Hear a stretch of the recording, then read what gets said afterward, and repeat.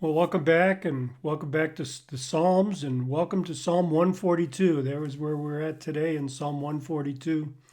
And again, I think a significant psalm. I really like it. I've titled this one, You're Not Alone. Do you ever feel alone? I think David feels alone here in this particular psalm. You know, before David was king, he was a fugitive and he was on the run from Saul, who was trying to kill him. I mean, his life was on the line. And in fear, desperation, David fled into the wilderness, fled to a place called the cave in Adullam, and hid. You can read about it in 1 Samuel 22. And this psalm and Psalm 57 were composed while David was hiding in that cave. Now, I don't know if David got out a piece of parchment and a quill pen and started writing this down, but he definitely had it in his mind. This is David's prayer in both of these psalms. And as you read the psalm today, just 10 verses or 7 verses, you're going to see that David feels alone, he feels powerless, he feels vulnerable. Nevertheless, he remembers that the Lord is with him. So, just a short outline here, just 3 points in the outline to help guide you through the psalm. Verses 1 and 2 is David's cry. Notice I take that right out of the psalm itself. I cry aloud. David's situation in verses 4 through 3 and 4. And then finally, David's certainty in verses 5 through 7. His cry, his situation, and his certainty. So let's look at verse 4 a little clearer. This is our here verse, the verse we're going to highlight, explain, apply, and respond to.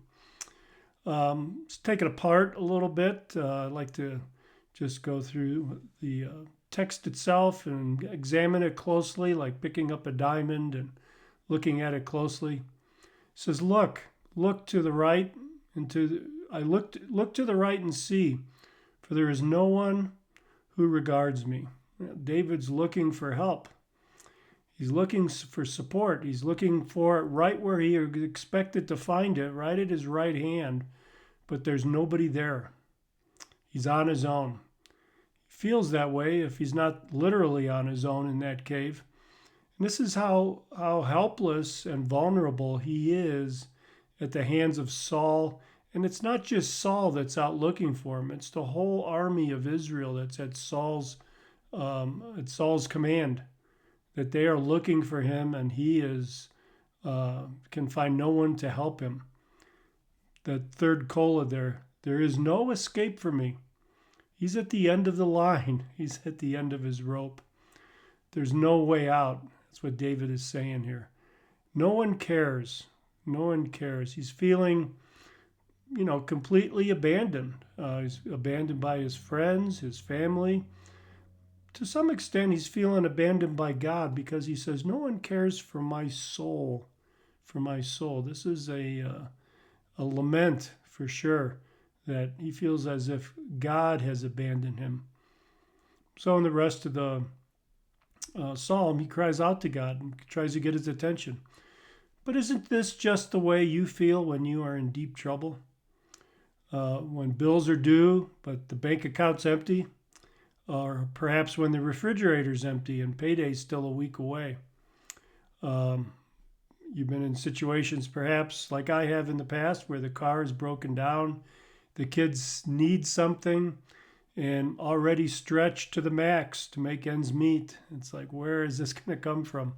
Who's going to help me? There's no way out. I think we've all been in circumstances where we felt like this, with no one to help, no way out, nobody cared.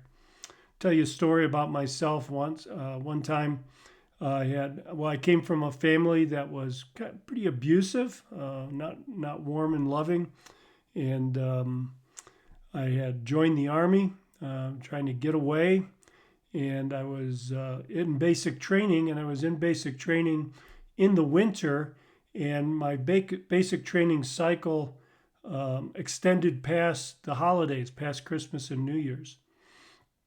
Well, I didn't want to go home at Christmas and New Year's, even though almost everybody else was. But there was just one barracks set aside for people with nowhere to go, and that was my barracks.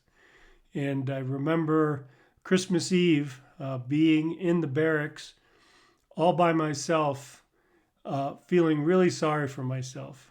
I wasn't a believer at the time, and I felt just like David, no one to help, no way out, nobody really even cared. How do we respond to this? Well, first of all, let's just look at David. David survived. He went on to survive and thrive and died at a good old age. So you're going to make it too. You're going to make it through this. God is with you. Same God that called David is the God that you can call on. The same God who was faithful to David is going to be faithful to you. And if you're in dire circumstances, then don't lose hope. The Lord is there. Cry out to him. If you're not in these circumstances, maybe this is kind of foreign to you altogether and you've never felt this way, kind of doubt it, but just in case you haven't, or you're not feeling this way now, maybe the reason that you're not feeling this way today is so that you could help someone else who is in this situation right now. So perhaps the Lord will work through you to be that helper to someone who needs a helper, or the caregiver for someone who is looking to be cared for. Be aware of that. Ask the Lord to, if that's you, ask the Lord to show you who you might be useful for, whom you might regard, who you might provide a way of escape, whose soul you might care for. God bless you, brothers and sisters.